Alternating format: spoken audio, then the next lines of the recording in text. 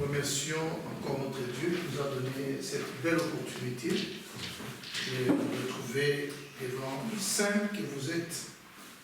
Vous savez, on ne peut pas parler des saints si on n'est pas en contact avec le saint. Le saint, c'est Dieu. Amen.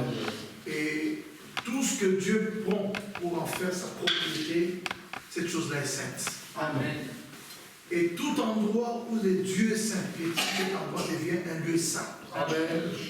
Et tout ce qui est issu de ces dieux là-bas, cette chose là-bas, ou cette personne-là est sainte aussi. Amen.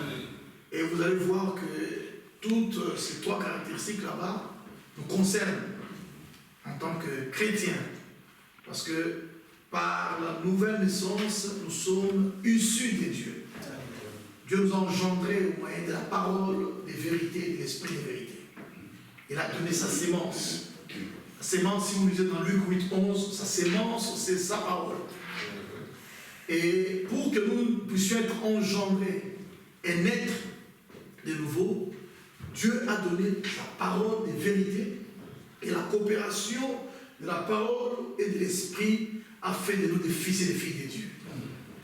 Et vous allez voir que dans l'histoire de la rédemption, Dieu a fait deux œuvres. La première œuvre que Dieu a accomplie, c'était l'œuvre de la création qu'il avait faite en 6 jours. Et le 7e jour, Dieu s'est reposa. Et quand cette création, quand l'homme a chuté, Dieu a commencé à travailler pour racheter, pour ramener l'homme. C'est pourquoi la deuxième œuvre que Dieu fait, c'est l'œuvre de la rédemption. Et cette œuvre de la rédemption, Dieu aussi le fait dans 6 jours aussi. Le 7e jour ou le 7e millénaire, Dieu s'est reposé là. Alors, vraiment, que ce soit pour l'œuvre de la création ou pour l'œuvre de la rédemption, Dieu a utilisé 2 éléments. Quels sont ces 2 éléments? La parole et l'esprit. Vous remarquerez que dans l'éternité, Dieu habitait la plénitude des lumières, d'esprit et de vie. Elohim était seul. Il existait par lui-même. Mais en lui, il y avait plein d'attributs. En lui, il y avait le sauveur.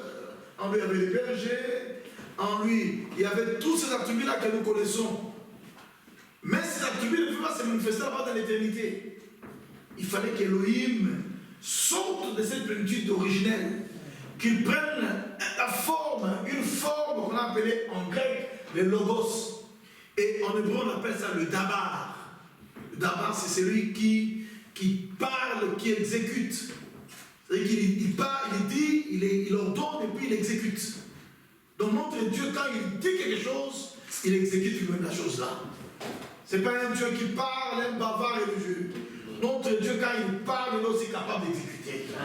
Même quand il donne des promesses, il est capable d'accomplir ses promesses.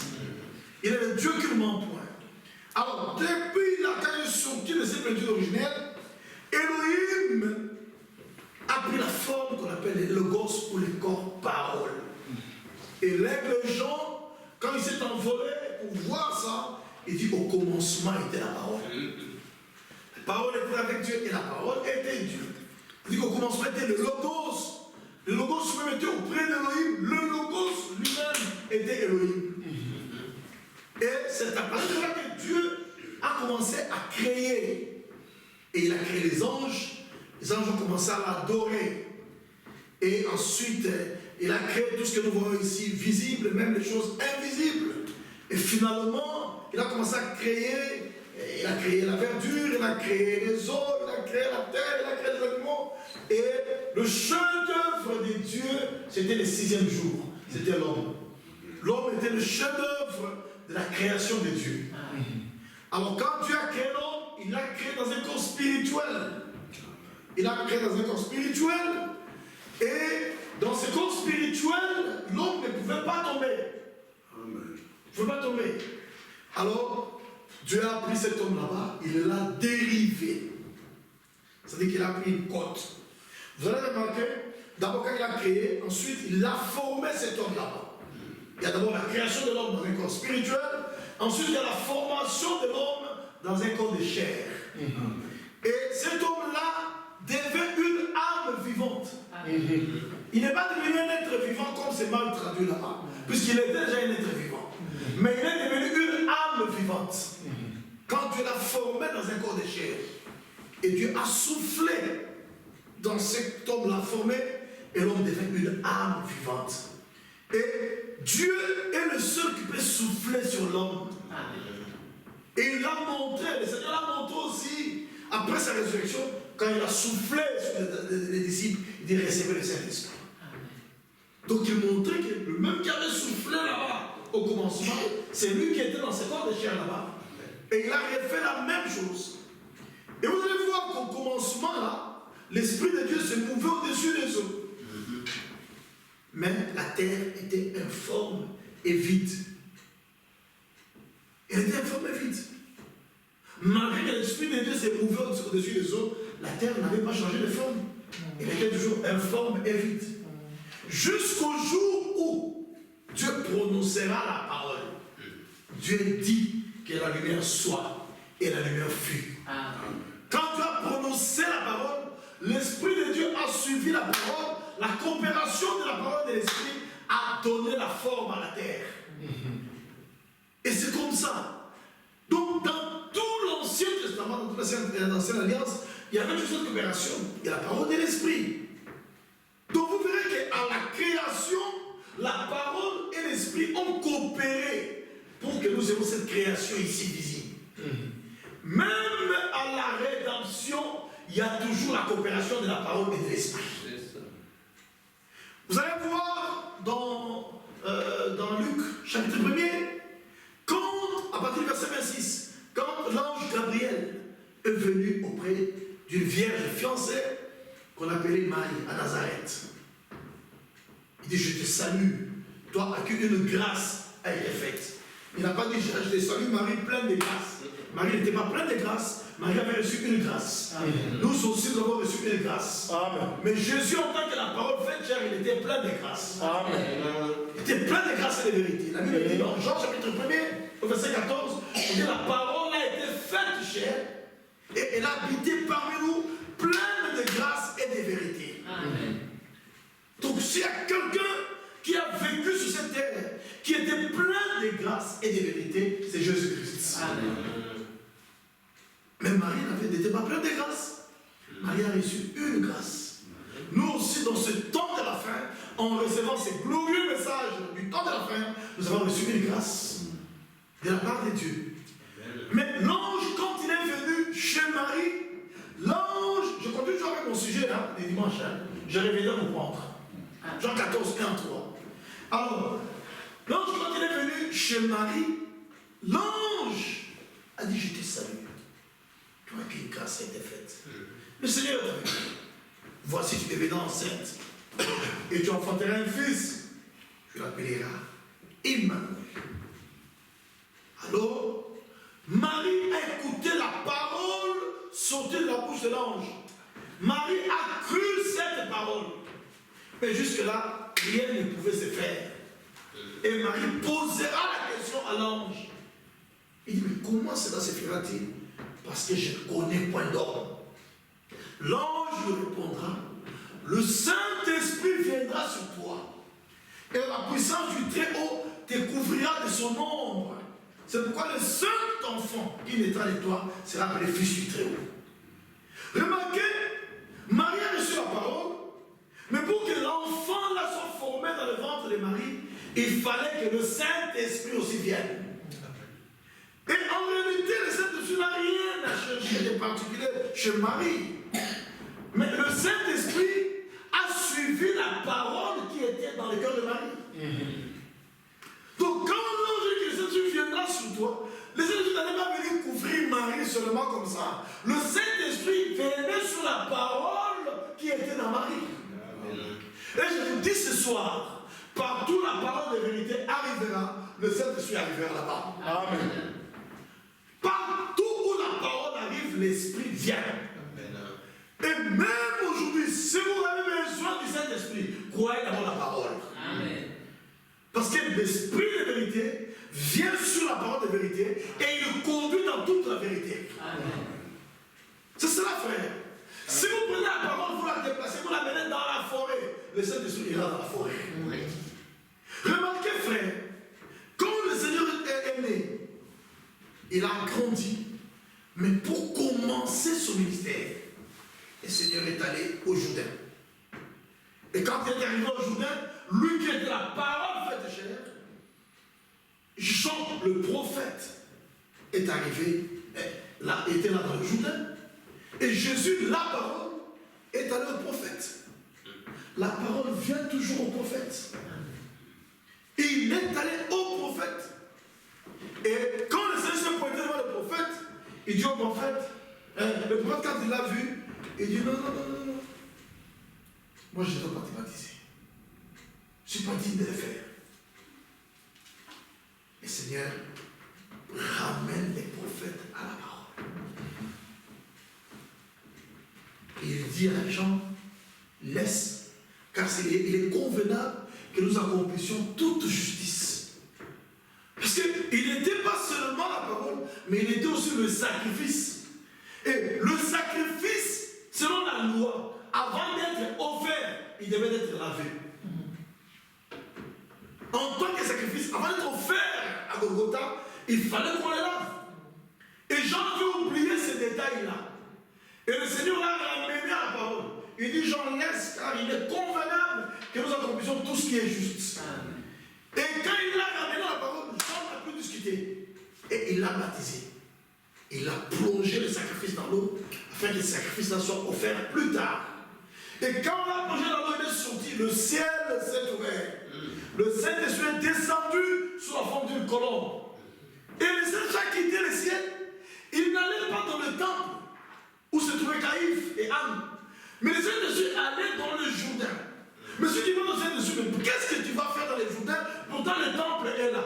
Il te dira, je pars au Jourdain parce que la parole est au Jourdain. Amen. Donc partout où la parole arrive, l'Esprit arrivera. Amen. Et le Saint-Esprit est descendu au Jourdain parce que Jésus-Christ, la parole, était au Jourdain. Amen.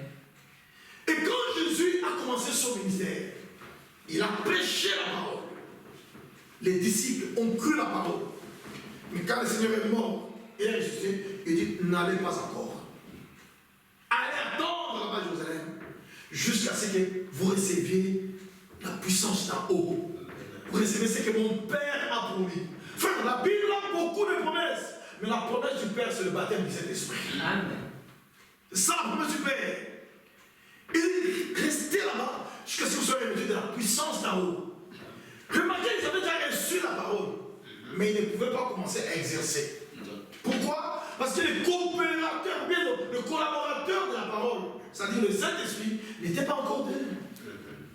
Alors, il dit, allez attendre. Ils sont allés attendre dans la chambre haute. Et là, dans la chambre haute, le jour de la Pentecôte, je suis dans Actes chapitre 2, le Saint-Esprit est descendu sur les 120 qui se trouvaient là-bas. Mais pourquoi le Saint-Esprit n'est pas parti au temple? Parce qu'il y avait des sacrificateurs là-bas. Il y avait des lévites là-bas. Mais pourquoi il n'est pas parti au temple? Parce que la parole ne se trouvait pas chez eux là-bas. La parole se trouvait dans le cœur des disciples. Amen. Ainsi, le Saint-Esprit a suivi la parole. Et le jour de la Pentecôte, ils ont été baptisés du Saint-Esprit. C'était aussi la naissance de l'Église. Donc, pour que l'Église naisse, il fallait la coopération de la parole et de l'Esprit. Pour que Jésus naisse, il fallait la coopération de la parole et de l'Esprit. Et vous allez voir que même pour la nouvelle naissance, le Seigneur a dit dans Jean 3, il faut naître d'eau et d'esprit. L'eau, c'est l'eau de la parole. Et l'esprit, là, c'est l'esprit de Dieu sous la forme des Zoé qui vient dans le cœur du croyant pour lui donner la vie éternelle. Et c'est ça la nouvelle naissance. Puisqu'à la nouvelle naissance, nous recevons les Zoé. Nous recevons la vie de Dieu. La vie de Dieu qui nous apporte une nature. La nature de Dieu, c'est la sainteté. Amen. Quand vous recevez cette nature là-bas, vous marcherez dans la sainteté. C'est comme ça, mes frères et sœurs. Alors, même pour l'adoration, si vous êtes dans Jean 4, verset 24, on dit Dieu est esprit. Et il faut que ceux qui l'adorent en esprit et en vérité. Mais qu'est-ce que la vérité? Jean 17, verset 17. Père, sanctifie-les par ta vérité, ta parole est la vérité. Donc c'est la parole de Dieu qui est la vérité. Et aujourd'hui, frère, la sanctification agréable, c'est fait dans la parole de vérité. Là où on prêche la fausse doctrine, les gens ne peuvent pas expérimenter la vraie sanctification. Cette sanctification agréable qui conduit au scellement du Saint-Esprit. Elle ne se trouve pas dans la fausse doctrine. C'est seulement dans la parole de vérité. Dieu ne scellera jamais une erreur. Dieu ne scelle que la parole de vérité. C'est pourquoi il faut détester la fausse doctrine. Parce que la fausse doctrine suit l'âme. Mais il faut aimer la parole de vérité parce qu'elle purifie nos âmes. Si vous lisez dans 1 Pierre, je vais lire avec vous, chapitre 1er, 1 Pierre.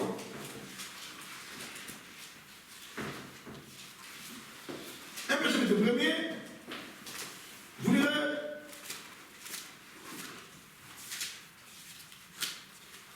au verset 20. 22 plutôt. Et 1 Pierre 1, 22. Et à purifier vos âmes en obéissant à la vérité pour avoir un amour fraternel sincère. Vous avez suivi? Et à purifier vos âmes en obéissant à la vérité. Donc la vérité purifie nos âmes. Et le mensonge suit nos âmes. La fausse doctrine suit l'âme. Mais la parole de vérité purifie l'âme. C'est pourquoi, frère, partout où on prêche le mensonge, Dieu ne scellera jamais. Dieu ne peut en aucun cas sceller l'erreur. Il ne scelle que la vérité. C'est pourquoi vous lisez dans Ephésiens chapitre 1er, verset 13 à 14, Ephésiens 1, 13 à 14, il est écrit là-bas. En lui vous aussi, après avoir entendu la parole de la vérité, l'évangile de votre salut, en lui vous avez cru et vous avez été scellés du Saint-Esprit qui avait été promis.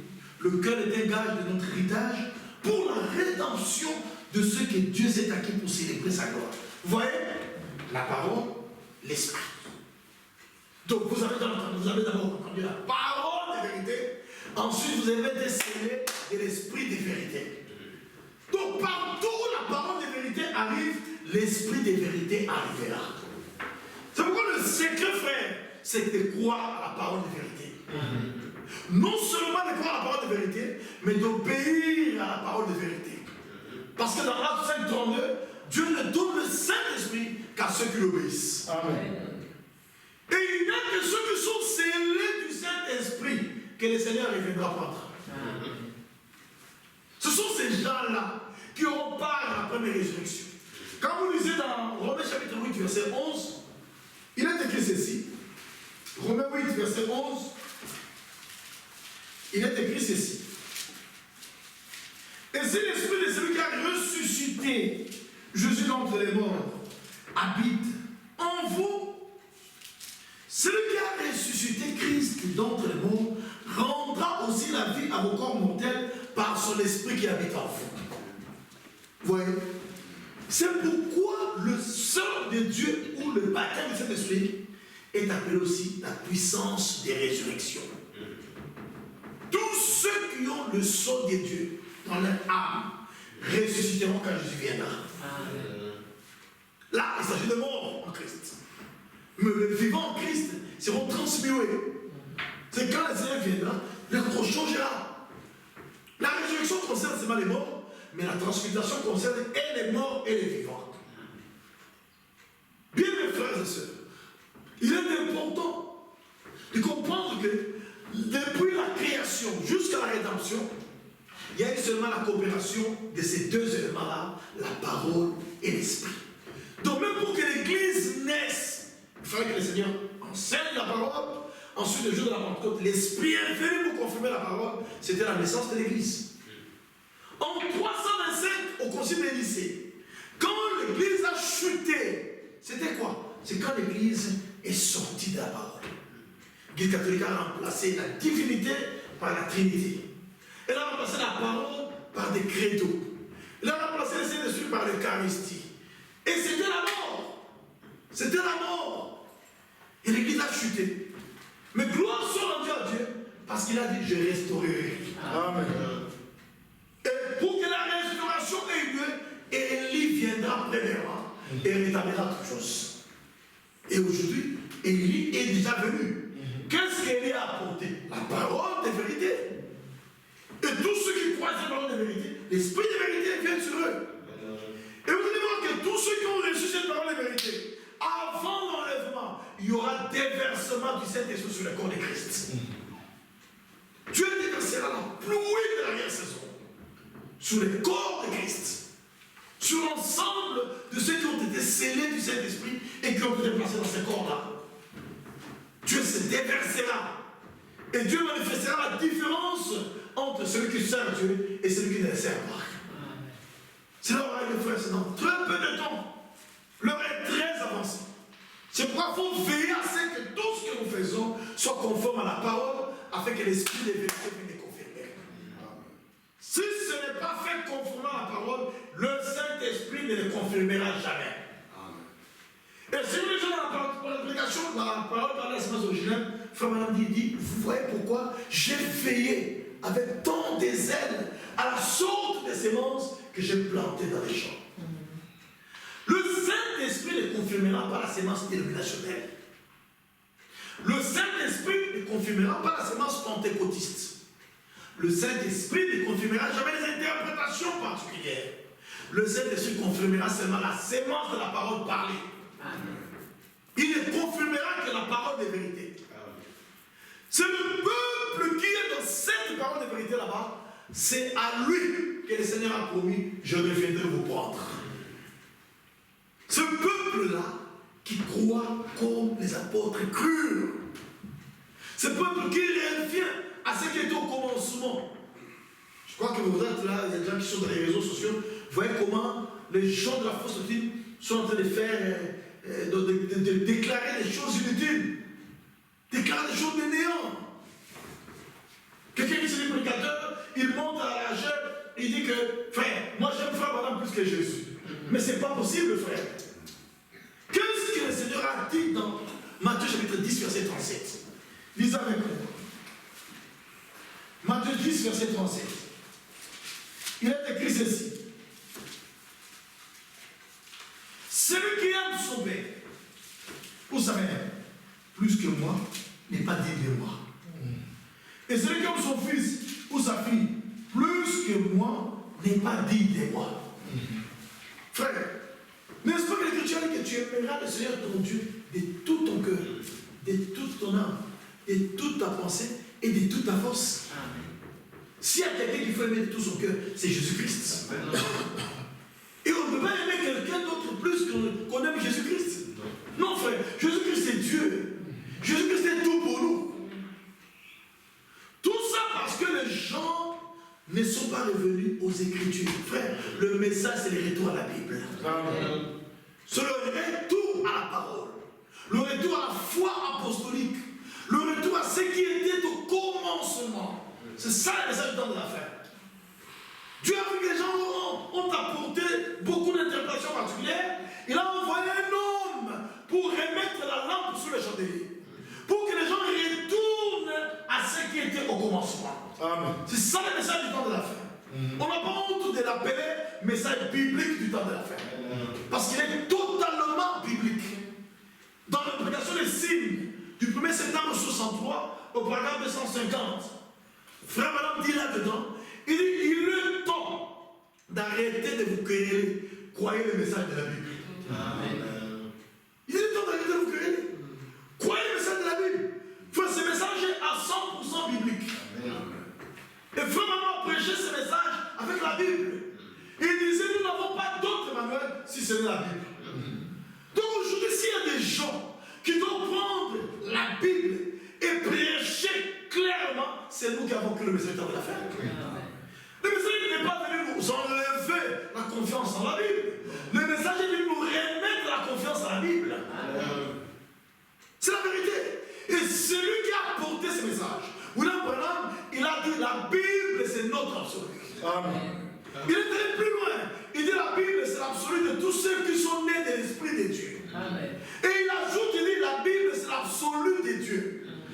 C'est-à-dire, Dieu au ciel, s'il veut agir sur la terre, il agit conformément à la Bible.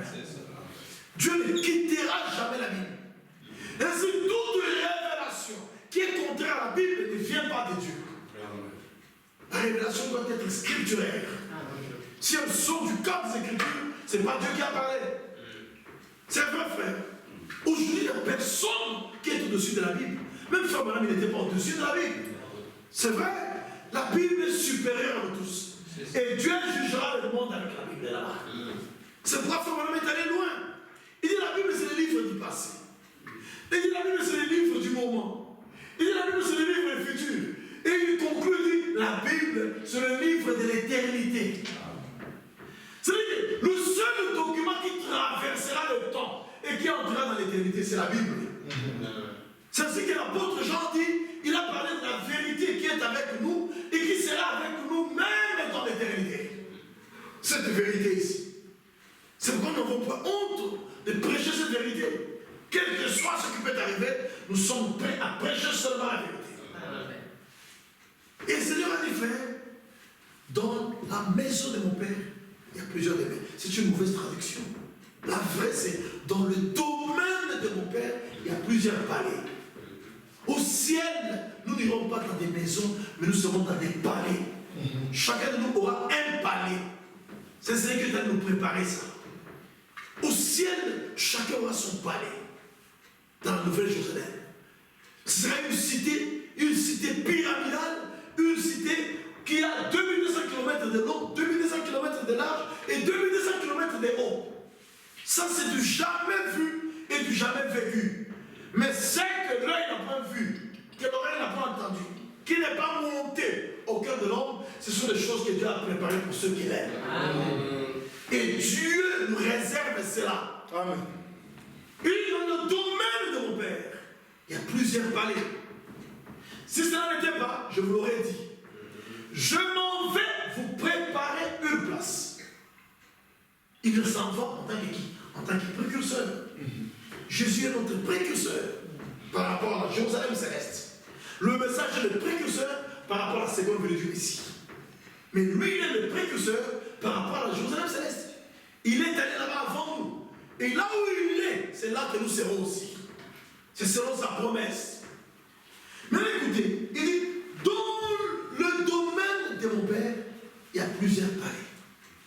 Si cela n'était pas, je vous l'aurais dit,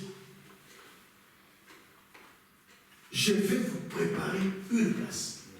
Frère, chacun de nous a une place. Et il n'y aura pas de moment où on va se disputer. Il ne faut pas se disputer. Parce que chacun de nous a une place. Et je vous dis ce soir, dans la fête des noces, il n'y aura pas de chaises vides. Toutes les places seront occupées. Amen. Nous nous organisons de fête où vous invitez 500 personnes, les gens arrivent 350. Et vous trouvez des chaises vides là-bas. Vous organisez une fête, vous invitez 30 personnes, 25 arrivent, 5 places vides. Mais dans la fête que le Seigneur va organiser, il n'y aura pas de place vides. Tous les sièges seront occupés. Tous ceux qu'il a connus d'avance seront là-bas. Bien mes frères, ce sera une fête pour les élus. Il n'y a que les élus qui participeront. Les appelés ne seront pas là. Il n'y a que les élus qui seront à la fête des noces. Les élus de l'Ancien et du Nouveau Testament, ceux qui ont reçu la parole de vérité dans leur âge et qui ont reçu l'esprit de vérité. Ce sont ceux qui seront là. Amen. Et c'est à ces gens-là que le Seigneur a promis, je reviendrai vous prendre. C'est pourquoi, frère, nous tenons à cette parole. Pierre disait dans 2 Pierre 1,19, nous tenons pour d'autant plus certaine la parole prophétique, à laquelle vous faites bien de prêter attention. Vous savez, la parole ou le plein évangile a 3 parties ou 3 aspects. Il y a la partie ou l'aspect évangélique, il y a la partie qu'on appelle l'enseignement ou la doctrine, et enfin il y a la prophétie. La parole a 3 parties ou 3 aspects. La partie évangélique, c'est celle qui nous met en contact avec les sauveurs pour notre salut.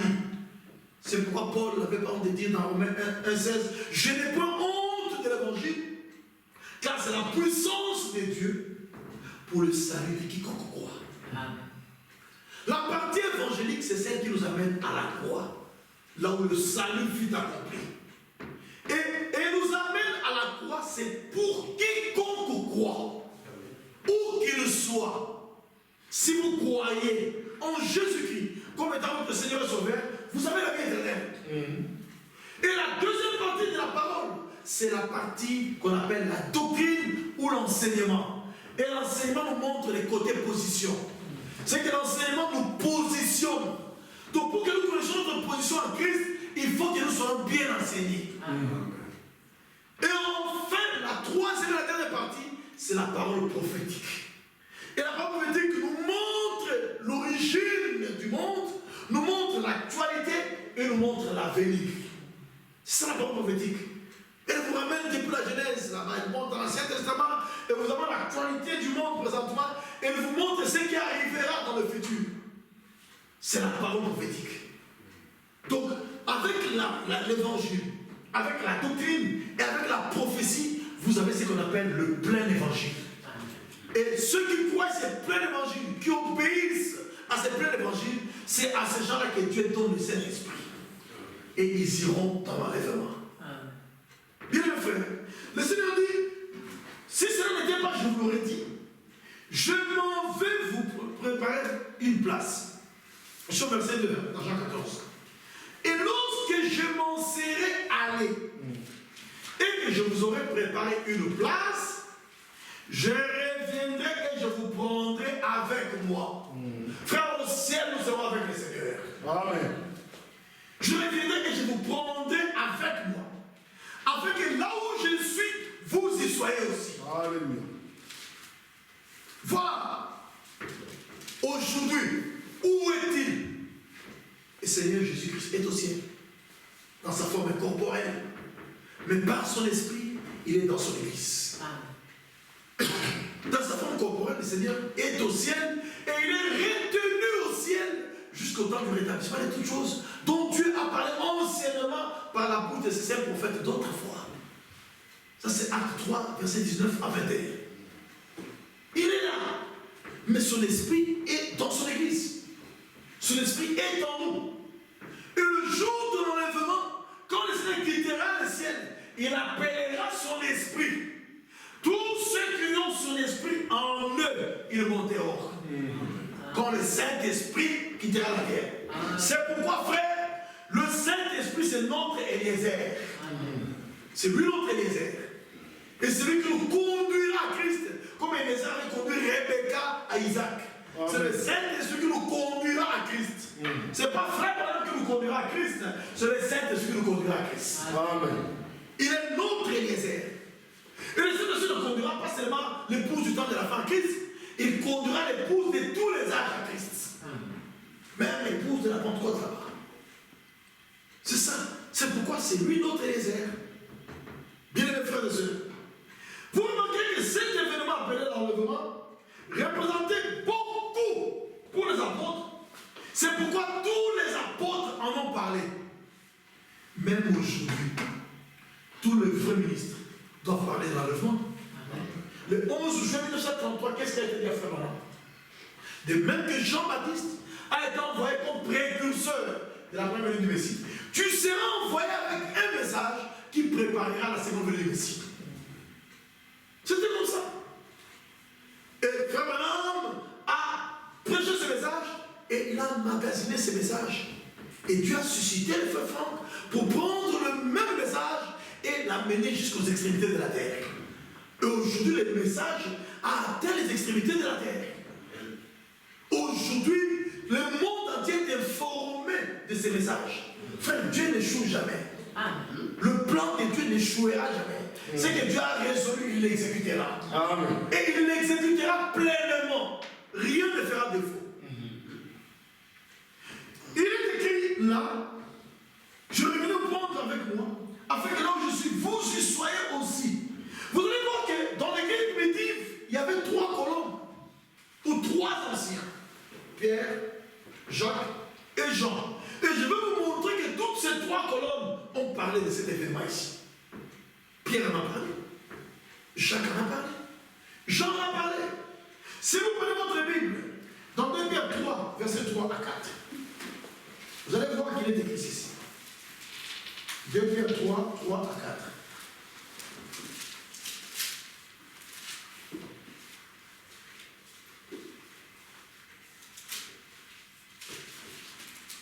Il est écrit ici.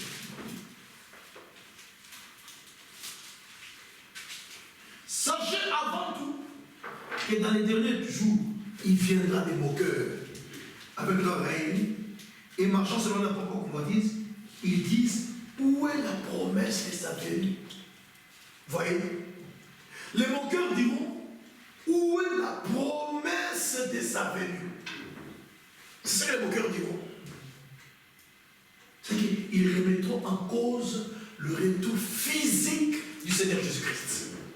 Et ce qui est grave, au lieu que ces moqueurs-là sont dans les dénominations, nous les trouvons dans notre milieu du message ici. C'est ici que nous trouvons des gens qui remettent en cause la venue du Seigneur. Ça c'est grave. Frère, la venue du Seigneur, ou le retour de Christ, c'est la plus grande promesse du temps de la fin. Qu'est-ce qui était dit à faire maintenant? Le 11 juin 1933. De même que Jean-Baptiste a été envoyé comme précurseur de la première venue du Messie, tu seras envoyé avec un message qui préparera la seconde venue du Messie. Et il dit, ce n'est pas moi qui suis le précurseur, le message est le précurseur. Il est dit dans tourner le regard vers Jésus. Si vous lisez le paragraphe français, vous trouverez ça. C'est le message qui sera le précurseur. Et la preuve, Branham n'est pas arrivé ici. Branham n'est pas arrivé dans nos pays. Mais le message est arrivé là-bas. Branham est mort depuis longtemps. Mais le message vit. Et le message continue son bon nombre de chemin jusqu'à attraper une épouse pour Jésus-Christ. Vous voyez, frère, Dieu ne ment pas. Il savait que s'il avait, dans la première venue, il avait pas de Jean-Baptiste qui devait être le précurseur, c'est parce que Jean-Baptiste allait être vivant jusqu'à pointer le Messie. Mais aujourd'hui, Dieu savait que Branham ne sera pas vivant, mais son message vivra. Amen. Et la preuve, Branham est mort depuis 65, mais Dieu a continué à travailler jusqu'à aujourd'hui. Et aujourd'hui, le message a atteint les extrémités de la terre. Quand Dieu dit quelque chose, frère, Dieu ne t'attend pas. Dieu pense ce qu'il dit et Dieu dit toujours ce qu'il pense. C'est vrai. Il a dit de se rendre avec un message qui préparera la seconde venue du Seigneur. Et aujourd'hui, frère, nous sommes en pleine préparation. Et nous venons d'entamer le dernier virage de notre préparation. Et ce virage débouchera à la révélation des fils de Dieu. Ça va déboucher à ça. Bientôt, frère, Dieu viendra manifester la différence entre la vraie église et la fausse église. Et nous sommes heureux parce que nous sommes la vraie église. Dieu manifestera la différence entre nous et ceux qui ne sont pas dans la vraie, dans la parole de vérité. Amen. Ce sera pour très très bientôt. Et vous verrez que tous les signes de temps sont en train d'indiquer que Jésus revient bientôt. Amen. Oui, partout, même aujourd'hui, même chez vous ici à Bruxelles, personne ne peut s'élever là pour parler contre l'homosexualité. Tu parles, on t'étraque. Mais aux yeux de Dieu, c'est la pire des abominations. Et aux yeux de Dieu, c'est le péché pour lequel Sodome et Gomorrhe ont été détruites. Et le Seigneur a dit que ce qui arrivera du temps de l'autre arrivera pareillement à la venue du Fils de l'homme. Et aujourd'hui, quand nous voyons l'homosexualité ressurgir sur la terre, c'est un signe de temps qui montre que le Seigneur revient bientôt. Amen. Bien aimés frères, les temps sont fortement avancés. Le retour du Seigneur est imminent. Il faut être prêt à le rencontrer lorsqu'il viendra. Pierre dit qu'il y aura les moqueurs avec leur raillerie, et ils diront où est la promesse de sa venue. Car depuis que les pères sont morts, tout demeure comme dès le commencement de la création. Vous voyez? Et Pierre dit ça, il ajoute au verset 9, puisqu'il dit, les moqueurs, c'est moqueur de quelle promesse? La promesse de sa venue. N'est-ce pas? Ça veut dire que l'enlèvement est une promesse. Et promesses ne concernent pas tout le monde. Mais les prédictions peuvent concerner tout le monde. Les promesses ne concernent qu'Abraham et sa sémence. Amen. Lisez Galates 3, 16 et plus 29. Galates 3, 16 et 29. Il est écrit. Oh, les promesses ont été faites à Abraham et à sa sémence. Il n'est pas dit aux sémences comme il s'agit de plusieurs, mais comme il s'agit d'une seule, et à ta sémence. C'est-à-dire à Christ. Donc, les promesses concernent seulement Abraham et sa sémence. Et sa sémence, c'est Christ. Verset 29. Galates 3, 29. Et si vous êtes à Christ, vous êtes donc la sémence d'Abraham, hérité selon la promesse. Donc la sémence, c'est Christ. Et la sémence, c'est nous, les chrétiens. Amen. Nous qui sommes en Christ, nous sommes la sémence d'Abraham. Et les promesses nous concernent. Les promesses ne concernent pas tout le monde. Les promesses ne concernent qu'Abraham et sa sémence. C'est à que vous allez voir les signes des temps. Même les dénominations en parlent. Partout on parle des signes des temps. Les tremblements des terres, la famine, les guerres, les bruits des guerres, les tsunamis. Tout ça, ce sont les signes des temps. Et tout le monde est alarmé quand il voit les signes des temps là-bas. Mais tout ce monde-là qui parle des signes des temps, mais il ne parle pas des promesses. Il y a eu des promesses, c'est le Malachie 4, 5 à 6. Est-ce que vous entendez les gens de l'émission parler de ces promesses là-bas? Ils n'en parlent pas. Pourquoi? Parce que les promesses ne les concernent pas. Les promesses concernent Abraham et sa sémence. Et nous en parlons parce que nous sommes la sémence d'Abraham. Ceux qui ne sont pas la sémence sanguine, ça ne les concerne pas. Vous voyez? Alors, maintenant quand vous rentrez dans 2 Pierre 3 où nous étions, 2 Pierre chapitre 3, 2 Pierre 3, vous allez voir qu'il a dit ceci au verset 9. Le Seigneur ne tarde pas dans l'accomplissement de la promesse. Frère, ça c'est oui et amen. Amen. Le Seigneur ne tarde pas dans l'accomplissement de la promesse comme quelques-uns le croient. Frère, quand vous lisez cette écriture, même votre langage doit changer. Puisqu'il y a beaucoup de gens qui parlent abusivement. Hein. Frère, si le Seigneur tarde à revenir, nous allons nous retrouver. Frère, si le Seigneur tarde, on se voit demain. C'est un langage qui n'est pas scripturaire. Le langage qui est scripturaire, le Seigneur ne tarde pas. Amen. Il ne tarde pas dans l'accomplissement de la promesse. Mais comment tu peux te permettre de parler, frère, si le Seigneur tarde à venir, on se verra l'année prochaine. Non, c'est un langage qui n'est pas conforme aux Écritures. Amen. Selon l'Écriture, on dit Saint-William, si Dieu le veut, on se verra l'année prochaine. Amen. Frère, quand Dieu voulant, on se retrouvera l'année prochaine. Amen. Mais je dirais parfois que si le Seigneur tarde à revenir, le Seigneur ne tarde pas. Amen. Il ne tarde pas dans l'accomplissement de la promesse, comme quelques-uns le pensent. Frère, nous ne sommes pas les quelques-uns là. Nous sommes l'épouse de Jésus-Christ. Amen. Et nous savons que notre époux ne tardera pas. Il vient bientôt. Amen. Hébreux chapitre 10. Hébreux chapitre 10, verset 36 à 37. Hébreux 10, 36 à 37. Il a écrit ceci. Car vous avez besoin de persévérance, afin qu'après avoir accompli la volonté de Dieu, vous obteniez ce qui vous est promis. Frère, nous devons accomplir la volonté de Dieu. Et nous devons persévérer dans la volonté de Dieu. Quand ce que vous faites n'est pas la volonté de Dieu, abandonnez ça. Il faut être sûr que ce que vous faites, c'est réellement la volonté de Dieu. Et persévérer dans la volonté de Dieu. Et la volonté de Dieu se rapporte à ce que Dieu a commandé ou défendu dans sa parole. Quand Dieu nous commande quelque chose, il ordonne quelque chose, nous disons Amen et nous obéissons. Et en ce moment, nous faisons la volonté de Dieu. Quand Dieu défend quelque chose, nous refusons de le faire aussi, parce que Dieu l'a défendu. En ce moment, nous faisons aussi la volonté de Dieu. Bien, mes frères et sœurs. Oh, mais la Bible dit que vous avez besoin de la persévérance, afin qu'après avoir accompli la volonté de Dieu, vous obteniez ce qui vous est promis.